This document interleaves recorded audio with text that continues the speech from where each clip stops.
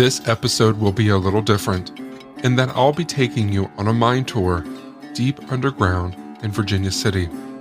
This is the city where Mark Twain worked at a local paper in his younger years and became the writer we know and love today. It's also the location of one of the biggest silver strikes in history. Because of the way the town boomed and then busted over the span of a few decades in the 19th century, the main street downtown is pretty much identical to the way it would have looked 150 years ago. If you are in Nevada and you love history, you need to come here. If you do come here, you need to take the Ponderosa Saloon and Mine Tour, as I did with my team. Our guide, Spencer, agreed to mic for the tour to allow me to share it with you. I've included most of the tour in this episode and hope you enjoy it as much as I did. The tour begins in the back of the building on Main Street. A pair of doors opens at the back of the saloon, and you simply walk underground. As mine tours go, it's especially walkable, and I couldn't recommend it more highly. Once we were into the mine, Spencer began explaining why this town in the middle of Nevada was named after a state on the other side of the country. All right, just a quick warning. Mine tours, it's kind of like an episode of Drunken History. Mispronounced words, speaking layman's terms, probably going to be swearing. There's no kids here. Good old-fashioned swearing on this tour. Why is it called Virginia City? So there's a dude named James Fenimore. He's from Virginia. Goes out to California. They said he murdered somebody. So he goes on the run. Changed his name from James Fenimore to James Finney. And he's hiding out on this mountain. Gold mining camp, America's first silver mining camp. He's more of a partier than a miner. So they called him Old Virginia Finney. So he's in one of these tents drinking a bottle of whiskey. Drops his bottle of whiskey at bust. Doesn't want to waste the whiskey. So he says, I christened this here Virginia town after my home state. Why they changed it to Virginia City, couldn't tell you. My theory is because the population grew so quickly. James Fenimore, known also as James Finney, is remembered today for this one accident of history. He named Virginia City. Almost nothing beyond this one anecdote is known of him today. One historian described him as a frontier hunter, miner, a buffoon, and a practical joker, a hard drinker when he could get the liquor, and an indifferent worker at anything. What I do know is his claim down in Gold Hill, he sold it for a horse, a few blankets, and a bottle of whiskey, and he ended up falling off that horse and cracking his skull. History is not pretty.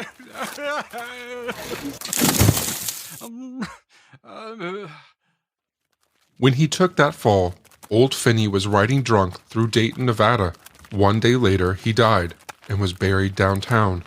His original tombstone was moved to the local museum, and you can still visit both that tombstone and his grave in Dayton today. You guys ever watch Bonanza? Haas is the coolest character. If you ever get bored, get on YouTube, type in Bonanza Henry Comstock episode. It's a great episode, and it actually has a scene of James Fenimore breaking his bottle of whiskey. Oh, the Jimmy! Oh.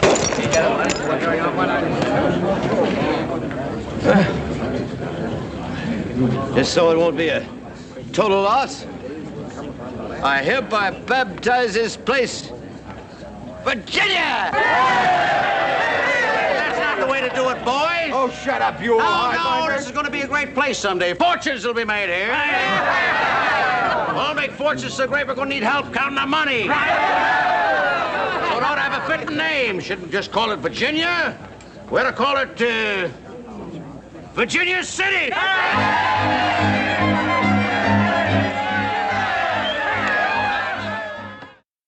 So Bonanza, it is a Spanish term for good fortune. In the show, the Cartwright family called the ranch Ponderosa, as his building is called the Ponderosa. Why? What's a Ponderosa, besides a bad restaurant? A ponderosa is a type of tree. Spencer led us to a map on the mine wall to show the area once covered by this massive pine. Ponderosa pine. Yeah. So at one point, all of Virginia City here was nothing but a great big forest of Ponderosa pine, aka blackjack pine, but it was all depleted to build the town, to build the mines for fuel. Tried to replant that forest twice. Say the ecosystem? Not having it. Tell you the truth, what I believe it is, some dude told me, he said that a man can't plant Ponderosa pine. Ponderosa pine has to plant itself. The ponderosa pine is the tallest tree in the pine family and can grow to more than 250 feet tall and 25 feet around.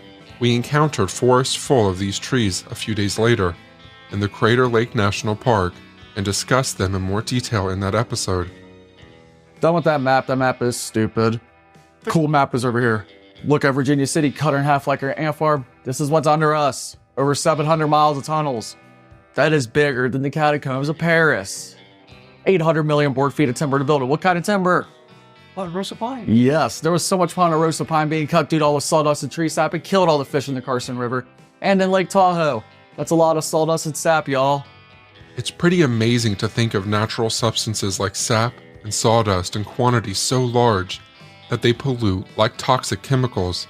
But that's exactly what happened in Virginia City.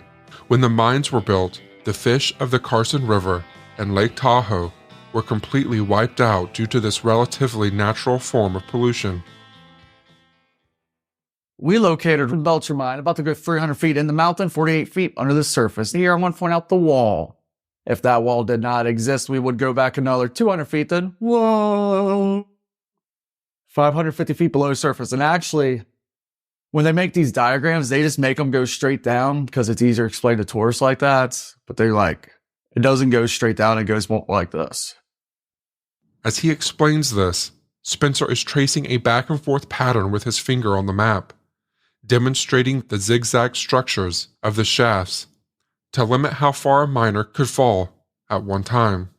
After he finished explaining this, one of the men on our tour asked if the mines covering the diagram in full expanse of Virginia City were still there and open for exploration. What you guys are doing right now is paying money to go to a mine safely. You go mini mines for free all over Virginia City. Do not do it. It's extremely dangerous. A lot of missing people's cases in Nevada from people exploring mines. The poisonous gases will get you. There's a reason why we don't have society homeless tunnel people live in these mines. No one survived down there. Not all mines in the world are the same. I watch YouTube videos all the time. People exploring mines. They're always hard rock mines. All these mines are made out of wood. Entrances exposed to elements. Cave-in could happen to you. All of the mines I'd been in before were hard rock mines that didn't require any kind of wood supports. Of course, those mines are safer because rock doesn't rot. Wood, even ponderosa pine, does. And cave-ins happen all the time in old soft rock mines like these ones. And in mines like this one, you have more than just cave-ins to worry about. You'll get deep in the mine and the wood will be perfectly preserved, but you'll be like, all right, cool, I want to take a nap. Lay down, take a nap, and not wake up. Nothing down there worth seeing, that's worth your life, and all of y'all look kind of guilty and curious. He's referring to the poisonous gases that surface in mines like these and kill miners before they have a chance to know what's happening to them. Carbon monoxide is common and incredibly deadly. If there is so much as 0.1% in the air, it will kill you almost instantly. We asked how we could be sure the air in our tunnel was safe. This one has natural ventilation. So this Comstock Lotus is a part of the gold rush. Well, it won't be like those technical a-holes I get here every now and then. They say this chunk of history cannot exist without the gold rush. So technically it is. Technically it's not. It's like 10 years later. It's more like a spinoff. You guys know 49ers, right? Talk about the prospectors, not athletes. You guys know about the 59ers. Gold rush in it. The 49ers became the 59ers and they all went off in their own way. Some hit up this area. Some hit up the Rockies, Alaska, Idaho, Montana. A lot of them died in their travels. A lot of them said, screw this. I'm going back to farming.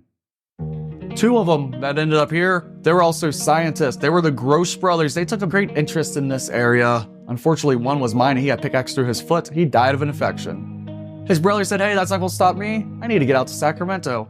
Before leaving for Sacramento, he had this illiterate Canadian trapper/sheep herder watch his cabin and watch his claim. Illiterate Canadian's name, Henry Comstock. Dude takes off for Sacramento, gets lost in a blizzard, dies of frostbite. Henry Comstock catches word and he's like, cha-ching, this is now my cabin, this is now my claim, this is now my land, get off my land. Everybody's like, dude, we know this ain't rightfully your land, but we're gonna cut you in just to get you to shut up. They cut Henry Comstock in and he ends up selling his shares, eventually for $11,000. Takes off and does his thing of drinking and gambling. His mental health was declining. He ends up in Montana. 3 years later, he reads about the big bonanza strike that happened on that land he got rid of. You guys want to guess how the story ends for old Henry Comstock? Self-inflicted gunshot wound to the head. Wonder if he used a silver bullet. If you're feeling bad for Henry Comstock, Spencer would encourage you to rethink that. He actually got what he deserved. He was a terrible dude. The only thing we took from him was the name Comstock. He swindled Irishmen out of their black sand. He had like indentured servants at one point. That dude sucked. When you spend as much time reading dry academic assessments as I do, takes as simple and direct as this one are kind of surprising and refreshing. We had our gold mining over here in Gold Hill, hence the name, Gold Hill. You guys been to Gold Hill or through it? Creepy little town on the way to Carson City. That's where the gold mining was. It was going so great till April 7th, 1869. Yellow Jacket mine. A worker left a candle burning overnight that was way too close to a pillar. That pillar started to smolder. In the morning, they started their shift at that mine and the surrounding mines. Lifts started descending, deliver prospectors down there for work. That was pushing a bunch of oxygen down from every which way. It finally got enough oxygen and went backdraft, killed 45 miners, destroyed the gold mining completely. The gold is still down there. Just way too dangerous to get. Get that look off your face. You guys know about the Silver Queen? No. Y'all call yourself tourists? Psh. We actually had seen a painting of this woman a few doors down, but I don't think we knew what we were looking at. Go out this building, make a left, go down a couple blocks, Silver Queen Hotel and Saloon. In the saloon, there's a 15-foot painting of a beautiful lady, hair dress made out of real silver dollars. It's not Julia Bulette if anyone says it is, because Julia Bulette wasn't that hot. Julia Bulette was a well-known sex worker from the 1860s who was at one point the only woman in Virginia City. To say that she made a living would be an understatement. Sadly, she was murdered by a French drifter named John Millen, who was himself later hanged. Incidentally, Mark Twain was there in the crowd that day to watch him die. The Silver Queen that Spencer is referring to is a famous painting in town of an unknown woman whose dress is represented with actual silver dollars on the canvas, one for each foot of depth in the deepest mine shaft in Virginia City history. So on her dress, if you add up those silver dollars, you got 3,261. That represents depth of the combination shaft, deepest mine shaft in Virginia City at 3,261 feet deep. That is pretty deep. You guys agree? Yes. This combination shaft is still visible from town, by the way, though it goes without saying you should never go inside. It's freaking massive. Well, it turns out there's water down that deep, and it's like, hell yeah, I love water. You like water? Water's good. Yeah, but it turned out the water down there not only had mercury in it, it got up to 170 degrees. Volcanic water down there literally got so hot down there, made prospectors' clothes fall off. They needed a material strong enough for prospectors. Levi's denim jeans were invented by a man named Jacob W. Davis, who lived in Virginia City, and then Reno, Nevada. He partnered with Levi Strauss to patent his invention, and the rest is history. The other solution to this problem was to get this toxic hot water out of the mines. A long outlet called the Sutro Tunnel was installed.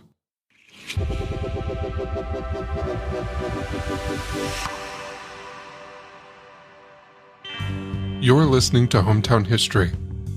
Let's take a quick break to talk about this episode's sponsor, Next Evo. Christmas is such a stressful time of year, and last-minute shopping is the worst. That is why this year, I decided to treat myself with a more stress-free holiday with Next Evo Naturals. Next Evo's fast-acting absorption CBD products are clinically proven to absorb 4 times better than regular CBD. It can even absorb into your system in as little as 10 minutes. And you know what that means? That's right, you get better results. Next Evo Stress Gummies featuring ashwagandha are clinically proven to reduce stress by 70%. When CBD and ashwagandha work together, they target the source of rising stress hormones like cortisol. Just think about it. A Christmas with less stress means a better time had by everyone. Get Smarter CBD from Next Evo Naturals and get up to 25% off subscription orders of $40 or more at nextevo.com/podcast, promo code hometown. That's nextevo.com/podcast, promo code hometown.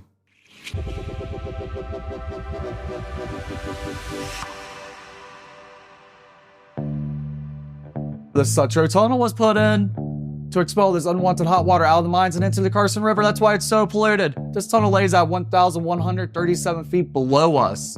9 years of build, 12 people died. They put it in 13 years too late. Most of the mining was done. And Mother Nature is a B word. She always wins. Still had to stop that deep mining in Virginia City due to uncontrollable hot water. Okay, you guys know about the blue mud? Alright, that episode of Bonanza I told you about, they talk about the blue mud. It's like, what's going on here? Nothing but all this damn blue stuff. So you got these two Irishmen, Patrick McLaughlin, Peter O'Reilly. They're both fresh off the boat, gullible as hell. They end up here to stake a claim, but everything's all staked up. So they hit up 6 Mile Canyon, stake their claim there, and realize the water source there sucks. It's like a little stupid stream. So they dig a reservoir. They get 3 to 4 feet down, they hit this crap. They wash it away, find speckles of gold. Here comes old Henry Comstock. I swear, he's like my favorite character. He's the villain. He examines it, he's like, yo guys, this is actually the northern part of my land. That's actually my stream. He's lying, of course. He's like, you guys can't keep digging unless you cut me in and cut my buddy in. 2 Irishmen that didn't know better, cut him in. So the 4 of them dig through all this crap, wash it away, go for speckles of gold and make like $100 a day. The whole time our Hispanic friends, because this mining could not have been done without the Hispanic influence. The Hispanic are the original gangsters of silver mining. But there was a language barrier. And the whole time they're like, hey y'all, that's silver y'all wasted, knock it off. A ton of that crap was worth $876 in gold. Spencer held up a ball jar filled with the sand. It sparkled with tiny metallic specks. This here is a jar of black sand. This has bits of gold and silver in it. Gold and silver can be crushed as small as 2 atoms, still visible to the human eye. And geology is not my thing. I freaking hate geology. I'm a dark history guy. But my dad, he hooked me up with this rock. This dude is heavy. I can't tell you what kind of rock it is, but what I can tell you is where black sand comes from. For those of you that do not hate geology, the name of this rock he was holding was basalt. It's a dark, heavy volcanic rock, high in metallic content. Yeah, you guys see it? The shimmers? Then people will find this rock. They'll think it's a meteor because of this. He holds a magnet up to the stone, and it latches on. Magnetic. Interesting. Alright, so the mine was built 1859. It was abandoned in 1913. The building you're in, built 1864. It's one of the oldest banks in Nevada. One side was the post office, this side was the bank. A similar bank vault sat right where you guys are standing. This is a 3-foot stone wall that protected the vault of the bank, end of the bank. Back in the 80s, my boss and his buddies, they got drunk and they decided to dig down right here, blast through that wall, connect the mine to the bar. He is a descendant of the miners, 5th generation. He ended up with the deed to the mine to continue silver mining. They thought they had something. They really did. But they did. So now we got mine tours. This is what I'm talking about next. This room right here with the Jolly Roger on it. And dude should be able to stand up straight right here, maybe, perhaps. The dude he is referring to here is me. Being 6'9" in a narrow 19th century mine shaft means walking like a hunchback with your chin beneath your shoulders for most of the way. I was actually getting used to this posture by this point, but I was glad he noticed. I know all the good spot. You good right there? Okay, so that room there, that there be the powder room. When I say powder room, I'm not talking about cosmetics or Studio 54. I'm talking about dynamite. Black powder blowing up people's minds about 1872. They didn't catch word in 1867. A Swedish chemist invented something. He invented something that's just as strong as black powder, but something safer to use for mining. Who can tell me the name of the Swedish chemist that invented dynamite? Napoleon Dynamite. Nah, it was Alfred Nobel. He believed me for a second. He did. Alfred Nobel was originally Nobel's blasting powder. He made a lot of money off it. It killed a lot of people. He felt guilty. Nobel Peace Prize. What's dynamite made from? Nitroglycerin. Take your nitric acid, mix with glycerin, then add sodium nitrate and sawdust. There's dynamite. I just taught you guys how to make dynamite. And I learned that from the book Fight Club. If anybody reads, I recommend that book. It's such an awesome story. So, you guys ever been in a mine before outside of Virginia City? Yeah. Do you remember if the mine you went in had more or less timber inside? The mines I'd been in before were all hard rock mines, hundreds of feet deep in the ground, with almost no timber. The rock here was soft and constantly buttressed with wood to prevent the walls and ceilings from collapsing. Most mines, they'd be like caves. You don't need all this timber. Just tunnel to the earth. But if you all feel like the side of the mountain, it's like really soft. It was like clay. That's why all this timber is needed. The Comstock ore wasn't as strong as ore in some mountains. In deeper mines, the wood used to brace the tunnels can be hundreds of years old without rotting at all. The wood in this mine is in a state of obvious decay. Spencer explained that in those other mines, the wood's perfectly preserved because it's really deep, not exposed to elements. This mine's too close to the surface. I have a theory if the human race along Virginia City is still standing in a few million years, this mountain's going to have petrified tunnels. But we're definitely not going to make it that long. We got World War III and aliens, super volcanoes, AI. Check it out. Nearly $1 billion of gold and silver taken out of the whole Comstock. This mine produced $438. It did not do well. Can make your profit somehow, hence mine tours. However, this mine served its purpose for ventilation, transportation to the more successful mines that are down below us. So what I'm sitting on is a cast iron ore car. How much you guys think it weighs? 1,000 pounds. Hey, we're doing price right rules. You would have got it half a ton, 1,100. When the mining begun, this half-ton cart was being pulled by a mule and hemp rope. Once a mule was purchased, placed into the mines, he never saw the light of day again. this to me is almost unimaginable. To take an animal underground and work them until they die. Yet this has to be true of most mines I've been in. It's really sad and tragic, but not so different from the lives of the miners themselves. Most of their time spent above ground, at least during their working years, was simply rest and recovery, to go right back down. When mules were taken down into these mines, it never made financial or logical sense to lead them out again. Have you guys seen those wild horses around? There's so many freaking horses around. Why are they using mules and not horses? Aren't horses supposed to be like cooler and better? Could you imagine walking a horse through here and it's like ears graze the top and he like freaks out on you and kicks you in the face, starts kicking timber? You guys want to hear a dark fact about mining history? 17th century Europe, their half-ton ore cars, they didn't have mules pulling them. They had topless women. Didn't matter if the women were pregnant or not. The women would remove their own tops because it got so hot. So they got this rope tied around them and they're pulling this half-ton cart. A little kid is pushing it on the back. Husbands chipping out the walls. No matter who you were back then. If you lived in a certain area, if you wanted to eat, you had to work in a coal mine. As crazy as this image sounds, of topless women and small children dragging coal underground, it was actually still happening in the 19th century. In England, there was public outcry over this practice, especially as many men worked naked to handle the heat. I asked Spencer how miners were able to tell one rock from another in the dark or the small light of a candle. They went by feel. Heavy rocks meant money. Light rocks go to the waste rock pile. 1935 comes along. William H. Baylor invents blacklight. Afterwards, if miners had a strong enough blacklight, they'd be looking for rocks glowing blue, white, purple. That is value. My coworker actually found those rocks in his backyard. So you guys got a strong enough blacklight at your house. Test it out sometime. If it's a long one from like Spencer's gift shop, that won't work. You need one of those flashlight ones used for scorpions in hotel rooms. All throughout the mine, there were coins on ledges or sticking out of little openings in the timber. Clearly, it was a tradition of some kind. At this point in the tour, Spencer led us to a back corner of the mine and explained all of the coins. When you guys get back here, if you have a coin in your pocket, feel free to stick the coin in one of the crevices, not cracks, crevices.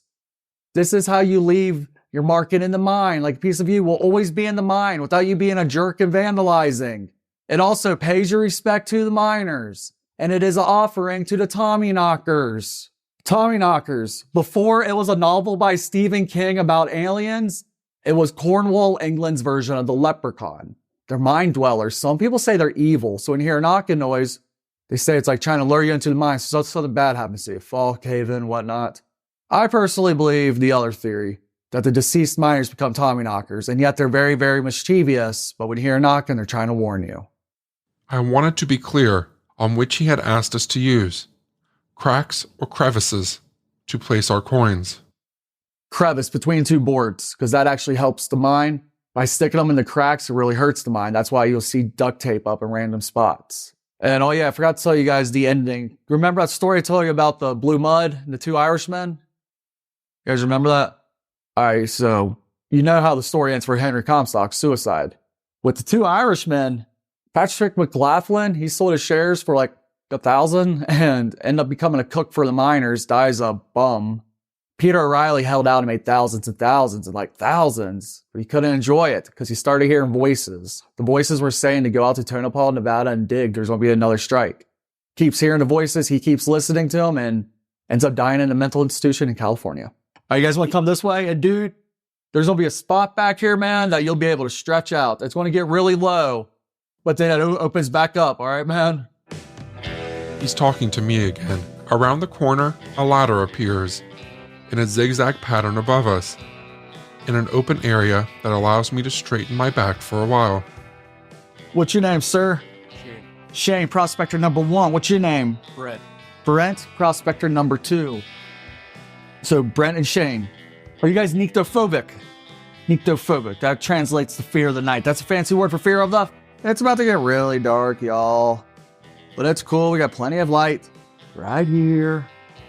At this point, Spencer shut off all the electric lights and had us stand together in the light of a single candle, and not like a tall, bright dinner candle, or even the ones Brent puts on the edge of his bathtub when he's listening to Kenny G. He's our audio engineer. These candles were small, and the light was dim. And a lot of times their flame would look like that, or even smaller due to lack of oxygen. Or sometimes they'll hit a pocket of methane gas, their flame will be like, wow.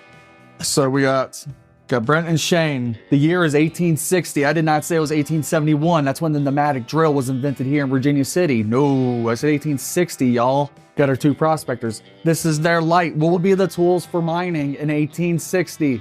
Who's older, Brent or Shane? Shane, you get first choice then. Do you want to be on that hammer or do you want to be on the chisel? All right, so Dad put Shane on the hammer. Brent will be on the chisel.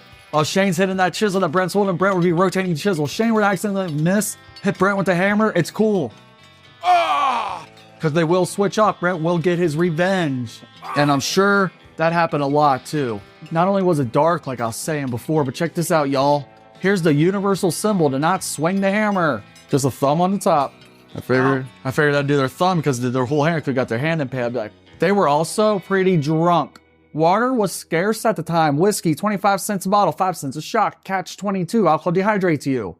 They said in a 10-hour shift, they're advancing 3 feet with that hammer and chisel. Call this working face. Then here comes along this dynamite and pneumatic drill, making crap easier, but not quite safer. Laying on the ground over there from that wall I point out is the original pneumatic drill. They called that dude the Widowmaker. And it wasn't called the Widowmaker because it occasionally blow up like a giant hand grenade. Have you guys ever used a drill that got stuck on you and the handle spins out? Imagine a giant version of that. Called it the Widowmaker, no ventilation. Doing all the drilling in a soft mouth and breathing in dust, dirt. That mixes with saliva in their lungs and creates semen that causes scar tissue, giving them scoliosis, miner's lung. Okay, so Brent and Shane have their hammer and their chisel. They got their light. They got their whiskey, of course. And they got the original carbon monoxide detector. He's holding a small yellow canary in a wooden cage. Over in Cornwall, England, that's where a lot of these miners came from. So they were Cornish and they were Scottish. They got tin mines, coal mines, copper mines over there. Whenever they be working in their mines, they have a male canary in a cage with them at all times. A male canary is like us human males. We never shut up to attract a female. So a male canary is constantly chirping, trying to attract a mate. So they're working, notice that bird not chirping, something wrong there, gotta get out. Or if there's like a cave-in, they're trapped, they're running out of air, the canary will like fade out its chirp rather than abruptly stop. So this will help the miner to relax, regulate breathing, and not panic. You running out of air, last thing you want to do is panic, but I'm sure it's easier said than done. We don't have canaries in Virginia City. So a lot of canaries came over with the miners. Some people made good money breeding them. They mostly went by the Comstock canary. Comstock canary be the mule. So you're working, you notice your mule's acting funny, making weird noises, something wrong with there. Time to get out. You notice your mule's dead, you should have got out like 5 minutes ago. They would also give crumbs of their lunch to the rats. Rats would get used to them. Rats would hang out. They'll use the rats as an indicator for danger. See all these rats running in one direction? It's like that scene from the Titanic. Follow the rats. They said if a miner saw a civilian hurting a rat or killing a rat, that means that civilian be fighting that miner. When they're mining 500 feet and deeper where it's really hot, they'd be on their own. Canary can't survive down there. Rats and mule don't go down there, so they'd be in teams. They'd be switching off every 10 to 15 minutes. Not only because they're getting overheated, but their tools are made out of iron. They got a little too hot to handle, a little too slippery to hold from the sweat. I wonder how many times the team finished up their 15-minute break. They went down to break out the other guys. They get there to find them dead. Between the years 1853 and 1880, 295 mining deaths had been reported. I feel that number sounds low, so I asked around. I was told that the keywords reported. Just learned that the reason so many went unreported is because so many were happening. Even among those deaths reported, only those lives that actually ended within the mine counted against the total. If you bled out from a mining injury, one step above the surface, your death didn't count. Brent and Shane here. Wait a minute. They switched off. Brent on hammer, Shane on chisel. Brent hasn't got revenge yet. They both got a good whiskey buzz, and after they finish their shift, they'll leave the mine and get home to their families, get a better whiskey buzz. But until then, guys got to keep working so they can support their families. But as they're working, they feel movement down by their boots. They look down, see all these rats traveling in one direction. Then they hear the mule. He's making a strange sound. They also notice the canary has stopped singing. All of a sudden, they'd be like, time for Brent and Shane to crawl out. Fresh poisonous gas in the air, best to get down low, and I'd rather crawl into something than walk face first into it. After that, gotta find the tram rail, and hopefully you aren't disoriented when you do, because that tram rail could end up leading you deeper into mines. Did you guys see how dark it was? That's freaking crazy, wasn't it? He blew the candle out again. And yes, it was crazy.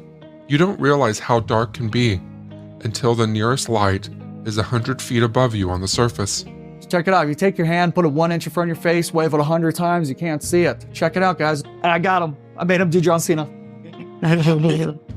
He's referring to the "you can't see me" gesture, popularized by the WWE wrestler John Cena. And you'll notice Brent's voice laughing in the background. He was the only one of us who got that reference at the time. Surprisingly, for as ruthless and uncivilized as the mining culture of Virginia City was, child labor laws were way ahead of the curve. All right. So the late 1800s, early 1900s, that child labor thing, they were putting kids to work in mines and mills. In America's ages 6 to 14, that was actually banished from Virginia City. However, go out east in the coal mines, they did. Europe during the Industrial Revolution, they did. Africa, South America, India, China, Philippines still do. But over here, that's a no-go. When a boy turned 15, he can drop out of school, become a mining apprentice, but he was considered to be a young adult and not a man. Deep hardcore mining jobs, they wouldn't send him down. They prefer to be sent down Scottish, Cornish, because they're experienced, as well the Irish. But the Irish, they're not experienced, they're hard workers. Got a good combination of miners right there. Probably because we were at the front of the group.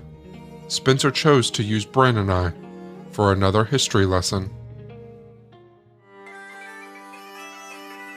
Brent and Shane here are both Irish immigrants, and they're both looking for work. And I'm like, yo, dudes, you guys gotta come out here to Virginia City and work in these silver mines.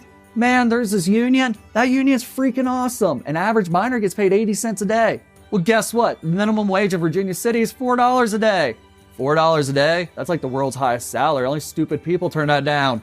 Everyone is getting rich in Virginia City. Y'all know Virginia City used to be Virginia Town, right? Sure, it was America's first silver mining camp. Population, couple hundred. Then within a few years, that population jumped to 1,500 because people got rich. That means you, Shane, and you, Brent, my man, y'all going to get rich. And there's a lot of cheap whiskey and plenty of girls, good gambling. You guys are going to have fun, too. You have a great time. Oh, crap, my bad. I forgot to tell you guys something. We don't have much fresh water for you guys to drink. And the mining methods are very primitive, so you're probably going to end up in a terrible accident back in the mines. Now that you guys are miners, your life expectancy no more than 42 years of age. During the winter, you got to watch out for ammonia.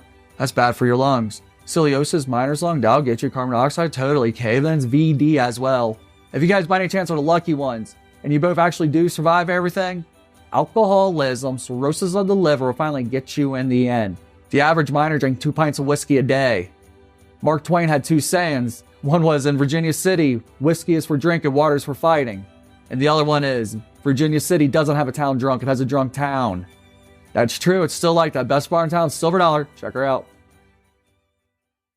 One of the most important inventions in the history of soft rock mining was the development of what is known as square set timber.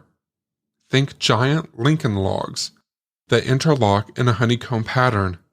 Spencer took us to a small model within the mine to explain the importance of this development. This creates this. Structures of honeycombs. Honeycomb is the toughest structure in nature. It's because the hexagon's a bestagon. This is a system that uses railroad ties as supports for underground mining tunnels and shafts. They would be like pre-cut and they would connect like Lincoln logs. Then from the miners building these cubes, they're able to open up three-dimensional cavities of any size. Then when they got done mining in a cavity, they would go back through and pack it with waste rock. Instead of having to haul this crap out, just move it down the way a little bit and create a solid pillar of wooden rock from floor to ceiling. The pressure of the earth would hold it together. In 1860, Philip Deichenheimer, a German engineer, came over to Virginia City and he solved the cave-in problem by inventing square set timbering. He didn't patent his idea. At first, I thought they screwed him out of money, but it turns out he didn't patent it because he didn't want to profit from it. All he wanted to do was make his money back and just help people out. They still use this all throughout the world today in mining. This stuff, replaced with metal and stuff. This has saved an infinity number of lives. At this point, we've reached the end of the tunnel and turned to begin our walk back to the entrance. I'm going to have you guys lead. I want to be the last to follow. We go back to where we came. I'd like to thank Spencer again, as well as the Ponderosa Saloon and Mine Tour, for that experience and for allowing me to bring you along. I did remove some parts of that tour so as not to give the whole thing away, in hopes that it encourages you to join Spencer and one of his fellow guides the next time you're in Nevada. It's a unique experience, an education in the history of the area.